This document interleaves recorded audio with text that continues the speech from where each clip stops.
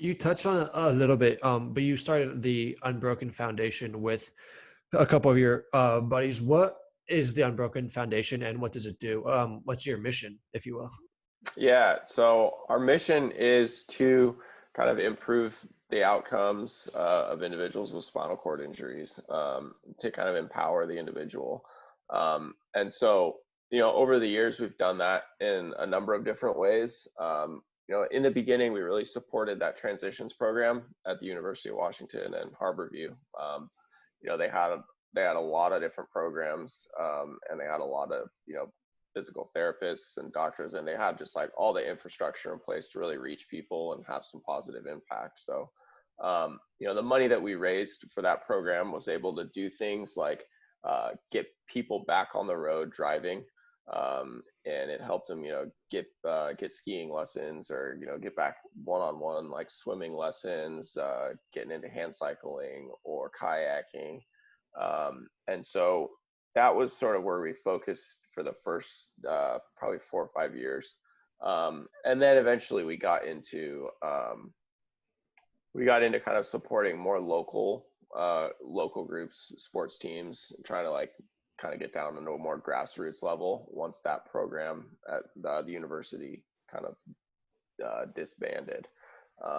And then kind of looking forward, we're looking to start up a kind of like accessible fitness center, really just like an inclusive place that people of all abilities can come and work out at, a place where they can sort of, depending on what their comfort level is in a gym, have access to assistance if they need it, be able to do some training or classes or whatever they need, kind of like a really sort of go at your own rate kind of place. It's got a lot of different options as far as equipment goes that people with all kinds of mobility impairments can use. There's really nothing like that in the Seattle area. So we're kind of in the early phases of trying to get that going. So that's sort of another little fun project to work on in the next couple of years. That's an awesome project. How did you decide to start a foundation? Were you thinking about it before that? Did you always kind of know, or was it kind of out of the blue following that golf tournament? I believe you said it was. Yeah, so it was, they did that first golf tournament, and we were able to make a $10,000 donation, and that felt really good. That was a fun thing, but I don't think it really had clicked with any of us that we wanted to do it more, more as like a full-time thing.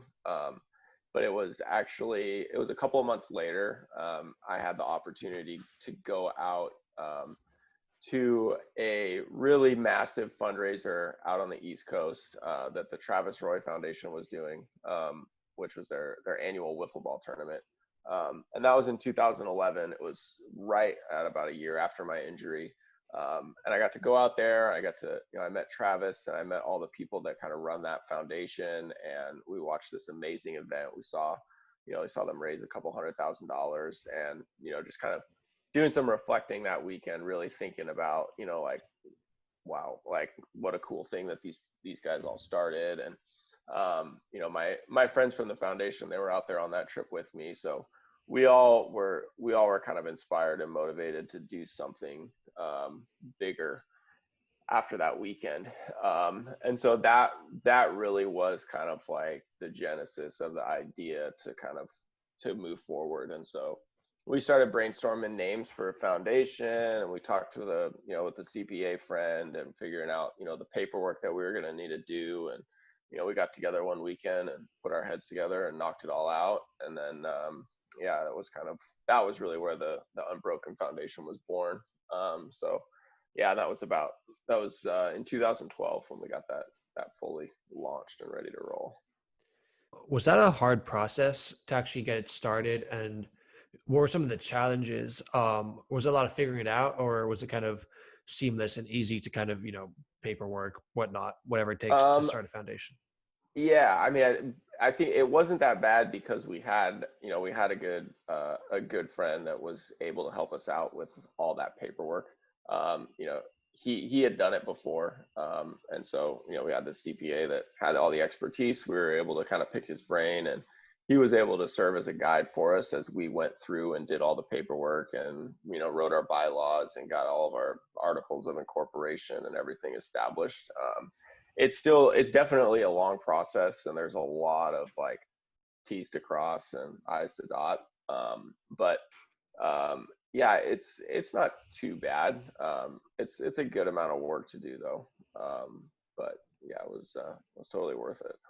And at that point in time, especially, like my my injury was still pretty fresh, and so we had a lot of people in our lives that were like still connected with, kind of like my story and what had happened. So we had a lot of support at that point. So there was a lot of good energy around that was easy to tap into when we were first starting that fundraiser or starting the foundation. And when we needed to do fundraisers, we had a lot of people that we were able to kind of draw from, and that were super willing to help out. So yeah, it was a good thing timing wise.